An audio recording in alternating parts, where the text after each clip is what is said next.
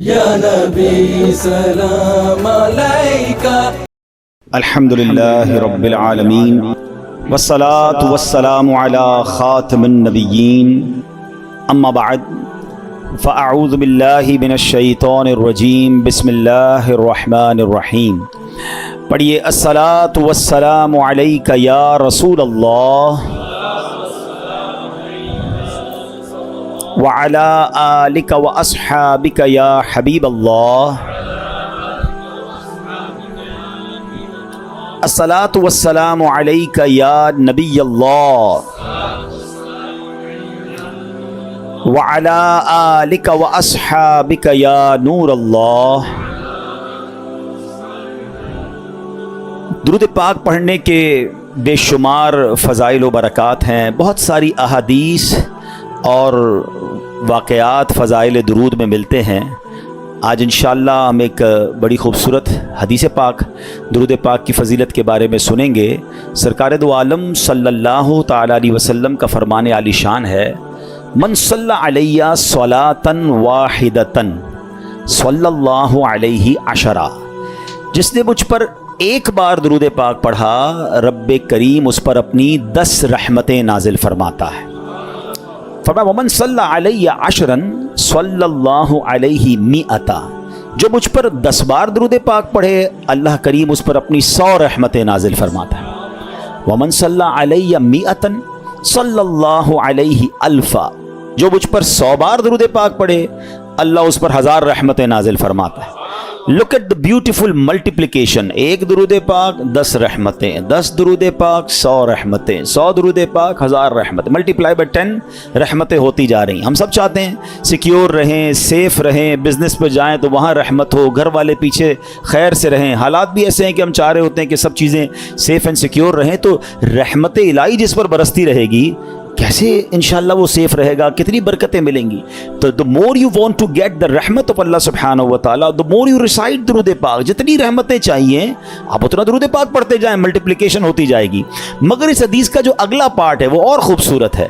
اللہ کے حبیب علیہ الصلوۃ والسلام فرماتے ومن صلی علیہ الفاً. جو مجھ پر 1000 بار درود پاک پڑھے زاحمت کتفہ کتفی علی باب الجنہ. آقا فرماتے ہیں جنت کے دروازے پر اس کا کاندھا میرے کاندھے سے چھو رہا ہوگا. یعنی ہم سب کی تمنا تو یہ ہے کہ پیارے آقا علیہ الصلوۃ والسلام کے پیچھے پیچھے جنت میں چلے جائیں، یہی ہمارے لیے بہت بڑی بات ہے. مگر کاندھے سے کاندھا کس کا ٹچ ہوتا ہے؟ امام صاحب اعلان کرتے ہیں نا، کاندھے سے کاندھا ملا لیں، صفے درست کر لیں. It means very next to me. بالکل جو میرے برابر میں ہوتا ہے نا، میرا کاندھا تو اس سے ٹچ ہوتا ہے. تو آقا کیا فرما رہے ہیں صلی اللہ تعالیٰ علیہ وسلم 1000 بار درود پاک پڑھنے والے کا ڈور آف ہیون، جنت کے دروازے پر میرا کاندھا اس کے کاندھے سے چھو رہا ہوگا. کتنا کمال کا وظیفہ ہے. تو پلیز اپنی زندگی میں درود پاک کو شامل کیجئے. بہت سارے لوگ ملتے ہیں کہتے ہیں کوئی وظیفہ بتا دیں، کوئی سولیوشن بتا دیں، کوئی اچھا سا وظیفہ بتا دیں. سچی بات بتا کیا ہے؟ ہر درد کی دوا ہے صلی علی محمد. ہر درد کی دوا ہے صلی علی محمد. تعویذ ہر بلا ہے صلی علی محمد. اللہ کرے کہ ہم اس کو انڈرسٹینڈ کرنے والے بن جائیں اور ہماری زبان درود پاک سے تر رہے. آئیے مل کر محبت کے ساتھ با آواز بلند درود پاک پڑھ لیں. صلو علی الحبیب صلی اللہ تعالی علی محمد صلی اللہ علیہ وسلم. آج جو ہمارا موضوع ہے وہ بڑا کمال کا موضوع ہے اور ویری امپورٹنٹ ٹاپک ہے. اور لیکن اس ٹاپک کی طرف جانے سے پہلے میں one of the historical personality of Islam, یعنی اسلام کی تاریخ کی ایک ایسی عظیم شخصیت کا میں نے ذکر کرنا ہے. پھر ہمیں اس سے انشاءاللہ سیکھنا بھی ہے. اور وہ شخصیت ہیں کہ سرکار دو عالم علیہ الصلوۃ والسلام کے بعد کائنات میں سب سے بڑا مرتبہ اگر کسی کا ہے تو وہ ان کا ہے. وہ کون ہے؟ وہ حضرت ابراہیم علیہ نبینا علیہ الصلوۃ والسلام ہے. ٹھیک ہے نا. کبھی کبھی تھوڑی سی کنفیوژن ہو جاتی ہے کہ افضل البشر بعد الانبیاء وہ کون ہیں؟ حضرت ابوبکر صدیق رضی اللہ تعالیٰ عنہ. تو یاد رکھیے وہ انبیاء کے بعد افضل ہیں. لیکن اگر انبیاء کو بھی شامل کر لیا جائے تو پوری یونیورس میں، پوری کائنات میں اللہ کے حبیب جناب رسول اللہ صلی اللہ تعالیٰ علیہ وسلم کے بعد جو دوسرے نمبر پر شخصیت آتی ہے جن کا مرتبہ سب سے بڑا ہے وہ حضرت इब्राहीम अला नबीना वालिस्सलाम। हज़रत इब्राहीम की एक और खूबसूरत, बहुत सारी इंशाल्लाह बातें सुनेंगे उनके बारे में, मगर आप जो है ना ये वो हस्ती हैं कि चारों आसमानी मज़ाहिब में आपका अदब है। अच्छा, इब्राहीम जो आपका नाम है उसकी वजह तो बताता हूँ, लेकिन आप अबुल अंबिया भी कहलाते हैं, यानी आपके बाद जितने नबी हुए वो सब आपकी औलाद से हुए, इसलिए आप अंबिया के वालिद भी कहलाते हैं। अच्छा, आपका नाम जो इब्राहीम है ना, आपके वालिद का नाम तारुख था, और इब्राहीम एक्चुअली सुरियानी ज़बान का लफ्ज़ है और इसके माना है अबुल रहीम, यानी मेहरबान बाप। चूँकि आप बच्चों पर बहुत मेहरबान थे, मेहमान नवाजी आपकी बड़ी मशहूर थी, इसलिए आपको इब्राहीम कहा जाता है। बाज़ लोगों ने कहा कि इब्राहीम असल में इब्राम था, जिसके माना है बुज़ुर्ग। चूँकि आप बहुत से अंबिया किराम के वालिद हैं और सारे दीनों में आपकी इज़्ज़त है, हत्ता कि मुशरिकीन अरब भी आपकी अज़मत करते थे, इज़्ज़त करते थे, इसलिए आपका नाम इब्राहीम हुआ। अच्छा, आपका एक बड़ा प्यारा लक़ब है अबू दैफ़ान, यानी मेहमान नवाज, बहुत मेहमान नवाज। आपके बारे में आता है कि आपका घर सड़क के किनारे पर था, जो भी गुजरता आप उसको घर ले आते और उसकी मेहमान नवाजी फरमाते। बल्कि मेहमान नवाजी की इब्तिदा जो है वो हज़रत इब्राहीम अला नबीना वालिस्सलाम ने की है। अच्छा, फिर इसी तरह आपके बहुत सारे ज़िंदगी में ऐसे ऐसे वाक़यात हुए कि जिसके बारे में इंशाल्लाह जब हम सुनेंगे तो ईमान ताज़ा हो जाएगा।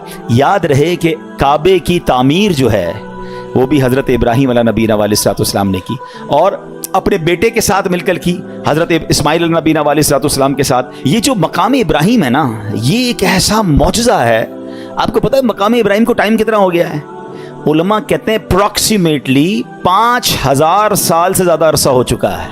ये जो बॉक्स है ना मकाम इब्राहीम के ऊपर, ये अब लगा है 200-400-500 साल पहले ये पत्थर खुले आसमान तले पड़ा होता था। खुले आसमान तले हज़ारों बारिशें, हज़ारों आंधियाँ, हज़ारों मौसम तब्दील हुए, मगर कमाल देखें वो पत्थर में हज़रत इब्राहीम के कदमों का निशान आज भी वैसे ही मौजूद है। यानी अल्लाह ने निशानी कैसे बाकी रखी है। आप ज़रा सोचें कि 200-400 साल किसी इमारत को छोड़ दें, वो गिर जाती है, वो टूट जाती है। वो पुरानी इमारतें कहाँ चलती है? 5000 ईयर्स पुराना ये पत्थर है। और इस मकाम इब्राहीम, ये जन्नत से आया था पत्थर। और इस पत्थर की एक और खूबसूरत बात, हज़रत इब्राहीम इस पत्थर पर खड़े होते थे तो काबे की दीवारें तो बहुत ऊंची हैं, तो फरमाया कि जैसे जैसे काबे की दीवार ऊंची होती जाती थी ना, ये पत्थर भी ऊंचा होता जाता था। आजकल जो हमारी साइंस ने लिफ्टें बनाई है ना, सुनो, थाउजेंड्स ईयर्स अगो ये पत्थर क्या काम करता था? जब नीचे पत्थर लगाना होता था ये पत्थर नीचे आ जाता था, जब ऊंचा पत्थर लगाना पड़ता था ये पत्थर ऊंचा हो जाता था। तो अल्लाह की कुदरत का ऐसा नज़ारा है, और आज भी मकाम इब्राहीम जो है सुब्हान अल्लाह वो मौजूद है। एक इश्क वाली बात भी सुन जाओ, ठीक है? हम अपने बयान में कुछ अकीदे का भी जिक्र कर दिया करते हैं, कोई इश्क रसूल की बात भी कर लेते हैं। उस मकाम पर नमाज अदा करने का, अपनी सजदा गाह बनाने का कुरान हुक्म देता है, वत्तखिज़ू मिन मकाम इब्राहीम मुसल्ला, और इब्राहीम के खड़े रहने की जगह को अपनी सजदा गाह बनाओ, अपनी मुसल्ला बनाओ, यहाँ नमाज अदा करो। अब मुझे बताइए कि जहाँ हज़रत इब्राहीम मौजूद नहीं हैं, उनके कदमों के निशान हैं, अल्लाह उसकी अज़मत का जिक्र कुरान में कर रहा है। तो जहां जिस कब्र अनवर में, जिस रोज़े में खुद मुस्तफ़ा करीम मौजूद हैं, तो उस मदीने की बरकतों का आलम क्या होगा, उस रोज़ा रसूल का आलम क्या होगा, मस्जिद नबवी में जाके सजदों का आलम क्या होगा।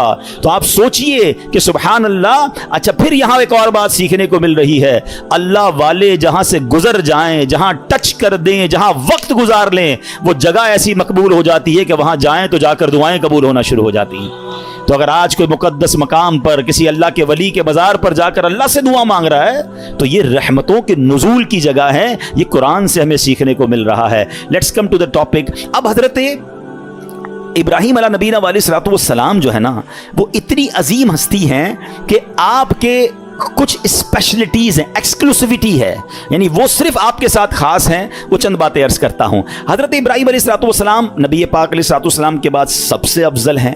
इसी तरह हज़रत इब्राहीम अलैहिस्सलाम अपने बाद आने वाले सारे नबियों के वालिद भी हैं। अच्छा, इसी तरह आप ही की यादगार हज के अरकान हैं, आप ही काबा शरीफ की पहली तामीर करने वाले हैं। इस तरह जिस पत्थर पर खड़े होकर आपने काबे को तामीर किया, उस पत्थर पर उसके करीब क़याम और सजदे होने लग गए, और क़यामत में सबसे पहले آپ ہی کو عمدہ لباس عطا ہوگا, آپ کے فوراً بعد جناب رسول اللہ صلی اللہ تعالی علیہ وسلم کو عطا ہوگا. تو یہ وہ مقام ہے حضرت ابراہیم علیہ نبینا علیہ الصلوۃ والسلام کا. اب آتے ہیں آپ کی زندگی کے بہت خوبصورت واقعات ہیں. میں نے کہا نا کہ آج چونکہ ٹاپک میرا توکل ہے تو میں ایک ہی واقعے کو روکوں پہ بات کروں گا, ورنہ حضرت ابراہیم کی سیرت ایسی سیرت ہے, میں نوجوانوں کو, ینگسٹرز کو, سب کو کہوں گا وی مسٹ ریڈ, کیونکہ آپ کی زندگی میں نمرود کی آگ کا واقعہ بھی ہے, آپ کی زندگی میں خانہ کعبہ کی تعمیر کا, اور کس طرح آپ اپنی زوجہ کو, اپنے بچے کو ایک بالکل لک و دک صحرا میں چھوڑ کر آ گئے. کیسا رب پر بھروسہ تھا کہ اللہ کی اطاعت میں دودھ پیتے بچے کو, حضرت اسماعیل کو چھوڑ کر آ گئے, مگر وہاں چھوڑنا پورے مکے شہر کی آبادی کا سبب بن گیا. اور پھر آپ ہی کی زندگی میں وہ واقعہ بھی ہے کہ جس میں کیا ہوا تھا کہ آپ علی نبینا علیہ الصلوۃ والسلام کے ساتھ جو کعبے کی تعمیر ہوئی, آپ علیہ الصلوۃ والسلام کے ساتھ بہت سارے ایسے واقعات, وہ پرندوں کا ذبح کرنا بھی ہے, آپ علیہ الصلوۃ والسلام کے بہت سارے معجزات ہیں جو سننے اور دیکھنے کے قابل ہیں. اور پھر آپ کو جب خواب میں حکم دیا گیا کہ اپنے بیٹے کو ذبح کرو, تو آپ نے اپنے بیٹے کو ذبح کرنے میں بھی کسر نہ چھوڑی. یہ اللہ کے کیسے بندے تھے, ہر قربانی کے لیے ہر وقت تیار ہو جاتے تھے. آپ کو پتہ ہے حضرت ابراہیم کو اولاد کب ملی تھی؟ حضرت ابراہیم اللہ سے دعا کرتے تھے, اسمع یا ایل, اسمع یا ایل. اسمع لفظ عربی کا, اسمع کے معنی ہوتا ہے اللہ سن لے, ایل ہے عبرانی زبان کا لفظ. The meaning of L is پروردگار, اللہ, اے اللہ میری سن لے, مجھے بیٹا دے دے, مجھے اولاد دے دے. 99 ایئرس کی ایج میں جا کر حضرت ابراہیم کو حضرت اسماعیل عطا ہوئے ہیں. آپ ذرا سوچیں, دو باتیں سیکھنی ہے اس میں. مایوس نہیں ہوئے, پکارتے رہے ہیں. ہم تو 2-4 مہینے کوئی دعا کرے کام نہ ہو, بندہ کہتا دعا کا فائدہ ہی کوئی نہیں ہے. اچھا میری اور آپ کی حیثیت کیا ہے؟ وہ خلیل اللہ ہیں, اللہ کے دوست ہیں. 99 ایئرس کی دعا, کمال ہے نا. اس سے سیکھنے کو مل رہا ہے کہ دعا سے مایوس نہیں ہونا. اور دوسری بات یہ سیکھنی ہے کہ اللہ والوں کو آزمایا بھی جاتا ہے. ہاں آزمائشیں آتی ہیں, ان کو ٹیسٹ کیا جاتا ہے. ہماری دعا قبول نہ ہو, اللہ سے ہی بدزن ہو جاتے ہیں. توبہ توبہ, ایسا کبھی نہیں کرنا. اور دوسری بات, آج ہم میں سے کسی کو 5, 10, 15 سال کے گیپ کے بعد بچہ ہو جائے, یا اولاد ہی نہیں ہو رہی, اور 10 سال بعد پہلی اولاد ہو, اس کو تو پیر زمین پہ نہیں لگنے دیتے. کتنا پیار دیتے ہیں اس کو, کیئر کرتے ہیں. بھائی بڑی مرادوں سے ملا ہے, 99 سال کی عمر میں بیٹا ملا ہے, اور حکم ہو رہا ہے اس بیٹے کو ہی ذبح کر دو. آپ امتحان کا لیول تو سوچو یار, امیجن نہیں کر سکتے. ہم میں سے آج تک کس کو یہ کہا گیا, اور آپ نے کوئی ہیلا بہانہ تلاش نہیں کیا, آپ تو چلے گئے. اور بیٹا بھی کہتا ہے ابا جان کیجئے جو رب کا حکم ہے. آپ نے چھری بھی پھرا دی, اپنا کام پورا کیا انہوں نے. وہ تو اللہ کی شان تھی کہ چھری نے حضرت اسماعیل کو کوئی نقصان نہ پہنچایا, اللہ نے جنتی مینڈھا بھیج دیا. اب وہ ذبیح اللہ کہلائے حضرت اسماعیل نبی علیہ الصلوۃ والسلام. سیکھیں ان بزرگوں کی سیرت سے, کیا صبر تھا, کیا بھروسہ تھا, قربانی کے لیے ہر وقت تیار رہتے تھے. ہمیں چھوٹی سی قربانی دینی ہو تو ہم پیچھے بانٹ جاتے ہیں, کوئی نہ کوئی بہانہ تلاش کرتے ہیں. آئیے آج میں حضرت ابراہیم کا وہ واقعہ سنانا چاہتا ہوں جو ہمارے جو مین ٹاپک ہے اس کو کور بھی کرے گا, اور ہمیں بہت کچھ سیکھنے کو ملے گا. آپ کی ایج تھی ایک روایت کے مطابق 18 یا 20 سال. آپ جس ایریا میں رہتے تھے وہاں ہوتی تھی بت پرستی, لوگ بتوں کی پوجا کرتے تھے. آپ ان بتوں سے بڑے بیزار تھے, اب اللہ وحدہ لا شریک کی عبادت کرتے تھے. تو ہر سال اس علاقے میں, اس ولیج میں ایک میلہ ہوتا تھا. اس میں شراب پیتے تھے لوگ, ناچ گانے کرتے تھے, یا جو بھی ان کو خرافات کرنے ہوتے تھے. تو انہوں نے کہا کہ آپ بھی چلیں. حضرت ابراہیم کو بھی بلایا. آپ نے کہا میں نہیں جاتا. سارے گاؤں والے چلے گئے, آپ اکیلے اس گاؤں میں رہ گئے. آپ نے کہا یہ کدھر جاتے ہیں, بت خانے میں جا کر کیا کیا کرتے ہیں. آپ اس بت خانے کے اندر چلے گئے, جو بھی ان کا ٹیمپل کہہ لیں, مندر کہہ لیں. آپ اس کے اندر گئے, آپ نے دیکھا عجیب عجیب قسم کے بت بنے ہوئے ہیں, کوئی چھوٹا ہے کوئی بڑا ہے. آپ کو بڑا غصہ آیا, آپ نے کلاڑا لیا, کسی کا ہاتھ توڑا, کسی کا پیر توڑا, کسی کا ناک توڑا کہ یہ اس کی عبادت کرتے ہیں. اور جو سب سے بڑا بت تھا اس کے کاندھے پر کلاڑی رکھ کر آپ باہر آ گئے. جب وہ سارے لوگ شرابیں پی کر عیاشیاں کر کر واپس آئے تو جب اپنے ٹیمپل کے اندر گئے تو حیران ہو گئے کہ یہ بتوں کو کس نے توڑ دیا, ہمارے خداؤں کو کس نے ہاتھ پیر توڑ دیے. بڑا غضب, بڑا غصہ, ڈھونڈو کس نے کیا ہے. کہا ایک ہی نوجوان ہے جو ہمارے ساتھ نہیں چلا تھا, یہ اسی نے کیا ہوگا. حضرت ابراہیم علیہ نبینا علیہ الصلوۃ والسلام کو لائے اور کہا کہ یہ کس نے کیا ہے, آپ بتائیں. آپ نے بڑا لاجیکلی جواب دیا کہ انہی سے پوچھ لو نا, جو سب سے بڑا بت ہے اس سے پوچھ لو, دیکھو کاندھے پہ کلاڑا بھی اسی کے لگا ہوا ہے. تو وہ کہتے ہیں یہ تو جواب نہیں دیتے. آپ ذرا دیکھیں لاجیکلی ڈیمونسٹریشن کیسا کیا, پریکٹیکلی. کہتے ہیں نا کہ کچھ چیزیں پریکٹیکلی سمجھائی جاتی ہیں. آپ نے کہا اسی سے پوچھ لو نا جو سب سے بڑا ہے اور اس کی کاندھے پہ کلاڑا بھی رکھا ہے, یہ بتا دے گا کس نے توڑا ہے. تو وہ کہتے ہیں کہ یہ تو جواب نہیں دیتے. اللہ اکبر. اب اس پوائنٹ کو لے کر حضرت ابراہیم علیہ نبینا علیہ السلام نے کیا خوبصورت, جس کو کہتے ہیں جواب دیا, جو آپ نے جواب دیا وہ قرآن میں موجود ہے. آپ فرماتے قال افتعبدون من دون اللہ ما لا ينفعکم شیئا ولا یضرکم. کہا کہ تم اللہ کے سوا ایسے کو پوجتے ہو جو نہ تمہیں نفع دے سکتا ہے نہ نقصان دے سکتا ہے. اف لکم, تف ہے تمہارے اوپر. وَلِمَا تَعْبُدُونَ مِن دُونِ اللَّهِ أَفَلَا تَعْقِلُونَ. کہتے ہیں تم ان بتوں کو اللہ کے سوا پوچھتے ہو, تف ہے تم پر, تمہارے اندر عقل نہیں ہے, تمہیں خود نہ نفع دے رہے ہیں نہ نقصان دے رہے ہیں. یعنی پریکٹیکل کر کے بتایا نا. مگر کہتے ہیں کہ جس کی آنکھوں پر پردہ پڑ جائے نا, اس کو آپ ایگزامپل بھی دے دیں, دلیل بھی دے دیں. آج بھی ایسے لوگ موجود ہیں, قرآن سے نکال کے دکھا دو, حدیث سے بتا دو, اس کو لاجیکلی سمجھا دو. جس کو نہیں ماننا میں نہ مانوں, اس کو نہیں ماننا. تو یہ شروع سے معاملہ ہے کہ کچھ لوگ نہیں مانتے. تو بہرحال اب اتنا زبردست ڈیمونسٹریشن تھا, ہونا کیا چاہیے تھا, توبہ کر لیتے کہ یار بات تو صحیح کر رہے ہیں, یہ بت اپنے آپ کو توڑ پھوڑ سے نہیں بچا سکے, ہمیں کیا بچائیں گے. مگر اینڈ آف دا ڈے کیا ہوا, ان ظالموں نے کیا کہا کہ اب ان کو پکڑ کر ان کو جلا دو. قرآن میں یہ الفاظ موجود ہیں, حرقوہ وانصروا آلہتکم ان کنتم فاعلین. ان کو جلا دو اور اپنے خداؤں کی مدد کرو اگر تمہیں کرنا ہے. اب ان ظالموں نے حضرت ابراہیم علیہ نبینا علیہ السلام کو پکڑ لیا, ان کو گرفتار کیا, اور اب پلان کیا تھا کہ اب آگ میں ڈالنا ہے. اچھا وہ کوئی چھوٹی موٹی آگ نہیں تھی, ایک بندے کو جلانے کے لیے بہت تھوڑی سی آگ بھی کافی تھی. انہوں نے دنیا کی ہائیسٹ فائر ایسٹنگوش کی, اتنی بڑی آگ لگائی کہ وہ ایریا نو فلائنگ زون بن گیا, پرندہ بھی اوپر سے نہیں گزر سکتا تھا, پرندہ گر جاتا تھا آگ کے اندر, اتنی خطرناک آگ. ٹھیک ہے. اچھا جب آگ لگ گئی تو ہوا کیا, آسمان اور زمین کی تمام مخلوقات نے اللہ کی بارگاہ میں عرض کرنا شروع کر دی کہ اے خداون تیرے خلیل آگ میں ڈالے جا رہے ہیں, اے اللہ ان کے سوا دنیا میں تیرا کوئی نام لینے والا نہیں ہے, عبادت تیری یہی کرتے ہیں, اللہ تمہیں اجازت دے کہ ہم ان کی مدد کریں. تو اللہ کریم نے کیا جواب ارشاد فرمایا کہ وہ میرے خلیل ہیں, میں ان کا معبود ہوں, اگر ابراہیم تم سے مدد طلب کریں تو کرو ان کی مدد. اب حضرت ابراہیم علیہ نبی علیہ السلام جو ہیں ان کے پاس ایک پانی کا فرشتہ آیا, کہتا حضور بس آرڈر کر دیں, اجازت دیں, ابھی بارش برساتا ہوں, بند ہو جائے گی. آپ فرماتے ہیں مجھے تمہاری مدد کی ضرورت نہیں ہے, میرا رب دیکھ رہا ہے, اگر وہ چاہے گا تو میری مدد کر دے گا, باقی مجھے تمہاری مدد کی حاجت نہیں ہے.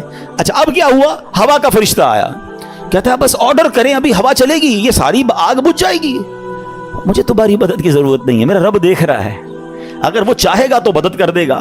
اچھا اب فرشتوں کو تو منع کر دیا, اب یہ فرماتے مجھ کو میرا اللہ کافی ہے, وہی بہترین کارساز ہے, جب چاہے گا میری مدد فرمائے گا, اس کی مرضی ہے, میں اس میں راضی ہوں.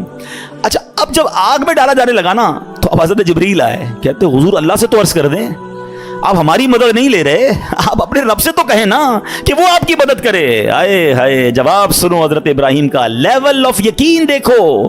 آپ فرماتے ہیں میرے حال کو وہ خوب جانتا ہے, وہ دیکھ رہا ہے نا, اسے معلوم ہے میں کس تکلیف میں ہوں, میں راضی ہوں, اگر اس نے مدد کرنی ہوگی تو وہ مدد کر دے گا. پنجابی شاعر نے ایک بہت خوبصورت شعر کہا ہے, اور یہ ایکچولی اس پورے واقعے کو بڑے خوبصورت انداز میں ڈیفائن کرتا ہے کہ جے سونا میرے دکھ وچ راضی, جے سونا میرے دکھ وچ راضی, میں سکھ نو چلے پاوا ہو. کہتے مجھے کیا کرنا ہے سکھ کا, اگر میرا رب میرے دکھ میں راضی ہے نا تو میں بھی اسی پہ راضی ہوں. یہ وہ لیول ہے جو اللہ والوں کو نصیب ہوتا ہے. آپ ان کے پاس اتھارٹی تھی, ایسا نہیں تھا بے بس تھے, آپ کو باندھ دیا گیا تھا, آپ کو آگ میں ڈالا جانا تھا, ان کے پاس اتھارٹی تھی, فرشتے آ رہے تھے, مگر آپ کہتے ہیں مجھے نہیں مدد کی ضرورت تمہاری, رب دیکھ رہا ہے نا, وہ کر دے گا مدد. اچھا ایج کیا ہے, 18 to 20 ایئرز, یہ کوئی بہت بڑی ایج نہیں تھی. اس ینگ ایج میں آپ کا لیول آف توکل اور لیول آف ٹرسٹ آن اللہ سبحانہ و تعالیٰ کیا تھا. اور اب کیا ہوا, اب آپ کو آگ میں پھینک دیا گیا. اچھا آپ آگ میں جو گئے تھے نا, آپ نے ایک دعا پڑھی تھی, لا الہ الا انت سبحانک لک الحمد ولک الملک لا شریک لک. اور جب آپ آگ کے شعلوں میں داخل ہوئے تو اب اللہ کریم کی طرف سے آگ کو آرڈر کیا دیا گیا. آپ نے نہیں مانگا, مگر رب کی طرف سے کیا آرڈر دیا گیا وہ بھی قرآن میں موجود ہے. اللہ فرماتا ہے قلنا یا نار کونی برداً وسلاما علی ابراہیم. رب فرماتا ہے ہم نے فرمایا اے آگ ہو جا ٹھنڈی اور سلامتی ابراہیم پر. علماء نے اس کی بھی تفسیر بیان کی کہ اگر اللہ کی طرف سے صرف یہ حکم ہوتا نا ٹھنڈی ہو جا تو حضرت ابراہیم کو ٹھنڈ لگنا شروع ہو جاتی, اتنی ٹھنڈی ہو جاتی. ہائے ہائے, اللہ نے انتظام بھی فرمایا تو کیسا فرمایا, ٹھنڈی بھی ہو جا سلامتی والی بھی ہو جا. اچھا آگ بجھی نہیں تھی, یہ بھی یاد رکھیے گا, آگ موجود تھی. ایسا نہیں ہوا کہ حضرت ابراہیم آگ میں گئے اور آگ بجھ گئی, چیپٹر کلوز. نہیں, آگ جل رہی ہے, حضرت ابراہیم اندر ہیں اس آگ میں. کتنی دیر رہی ہے پتہ ہے آپ کو؟ کچھ سمجھتے ہیں 1 منٹ 2 منٹ 5 منٹ کے بعد باہر آ گئے. علماء فرماتے ہیں, مفسرین کہتے ہیں, بعض تفسیروں میں لکھا 7 days, 7 دن آگ کے اندر رہے. ایک تفسیر میں ہے 40 دن اور ایک تفسیر میں 50 days آگ میں رہے. یعنی وہ کافر جو باہر کھڑے تھے وہ تو سمجھے چیپٹر کلوز ہو گیا ہے, مگر جب آپ باہر آتے ہیں آپ کا بال بھی بھیکا نہیں ہوتا ہے. آگ کا کام چلانا ہے, مگر رب چاہے تو وہ آگ ہی حفاظت کرنے والی بن جاتی ہے. ہم اصل میں اسباب پر نظر رکھ رہے ہیں کہ یار یہ ہو جائے گا تو یہ ہو جائے گا, یہ ہو جائے گا تو یہ نقصان ہو جائے گا. یہ میں اور آپ سمجھ رہے ہیں, میرا رب چاہے تو وہ آگ کو گلزار بنا سکتا ہے. اس پورے واقعے پر شعراء نے بڑی کمال کی شاعری کی ہے. ایک بڑا کمال کا شعر ہے. اصل میں اس واقعے سے بہت ساری باتیں سیکھنے کو ملیں گی. ایک بات سیکھنے کو پتہ کیا مل رہی ہے, ہر چیز لاجک پر نہیں ہوتی ہے, ہر چیز عقل پر فیصلے نہیں کرنے ہوتے. ہمارے پاس کیلکولیٹر ہے نا, ہم زندگی کے بہت سارے فیصلے کیلکولیٹر پر کرتے ہیں. بعض اوقات لوگ زکوٰۃ دیتے نا, کہتے ہیں یار 10 کروڑ روپے ہیں, 25 لاکھ روپے زکوٰۃ نکل جائے گی, اوئے ہوئے تو پیسے کم ہو جائیں گے, 9 کروڑ 75 لاکھ رہ جائیں گے. کیلکولیٹر کیا بتا رہا ہے, پیسے کم ہو جائیں گے. ایک میرا آپ کا کیلکولیٹر ہے, ایک رحمت کا کیلکولیٹر ہے. رحمت کا کیلکولیٹر کہتا ہے 2 اللہ کی راہ میں یہ بڑھیں گے. عقل کہتی کیسے بڑھیں گے بھائی, میں اگر اپنے جیب میں پیسے دے دوں گا اللہ کی راہ میں تو کمی ہوں گے نا. لاجک یہ کہتی ہے, رحمت کچھ اور کہتی ہے. ہر چیز عقل سے نہیں ہوتی ہے. کیا خوبصورت شعر ہے, بے خطر کود پڑا آتش نمرود میں عشق. یہ چھلانگ جو ہے نا عقل نے نہیں لگائی تھی, یہ عشق نے لگائی تھی. عقل تو کہہ رہی تھی جل جائیں گے, عشق کہتا ہے کود جاؤ, رب کا حکم ہے نا, رب کی رضا ہے. بے خطر کود پڑا آتش نمرود میں عشق, عقل تھی محو تماشائے لبے بام. ابھی عقل تو ابھی سوچ رہی تھی, عشق نے اپنا کام کر دیا. پنجابی کا ایک شعر ہے, عشق دے چلے ہی نمبر لے گئے. ہاں, عشق دے چلے ہی نمبر لے گئے, عقل مندہ ایویں ہی عمرہ گالیاں. ہاں, بعض اوقات عشق والے بہت آگے بڑھ جاتے ہیں. اور شاعر مشرق نے کیا لکھا, کیا کمال کی بات. یقین کرے یہ شعر جو ہے نا, کاش یہ بات سمجھ آ جائے. ہمیں بعض اوقات لگتا ہے مسئلہ حل نہیں ہو رہا, پرابلم سالو نہیں ہو رہی, بڑی مشکل ہے, ایک ہی ریکوائرمنٹ ہے. شاعر مشرق لکھتے ہیں, اگر آج بھی ہو ابراہیم سا ایمان پیدا. کیا کنڈیشن ہے, لیول آف ایمان اگر وہ ہو جائے نا, توکل ٹرسٹ, اگر آج بھی ہو ابراہیم سا ایمان پیدا, آگ کر سکتی ہے انداز گلستان پیدا. آج بھی آگ گلزار بنے گی, آج بھی آپ کی پرابلم سالو ہوگی, بس ایمان وہ چاہیے, لیول وہ چاہیے جو حضرت ابراہیم علیہ نبینا علیہ الصلوۃ والسلام کو عطا کیا گیا. تو اس واقعے سے اللہ کی رضا پر راضی رہنا, مشکلوں پر صبر کرنا اور امتحان پر اپنے آپ کو اسٹیڈ فاسٹ رکھنا, یہ ہمیں قرآن سے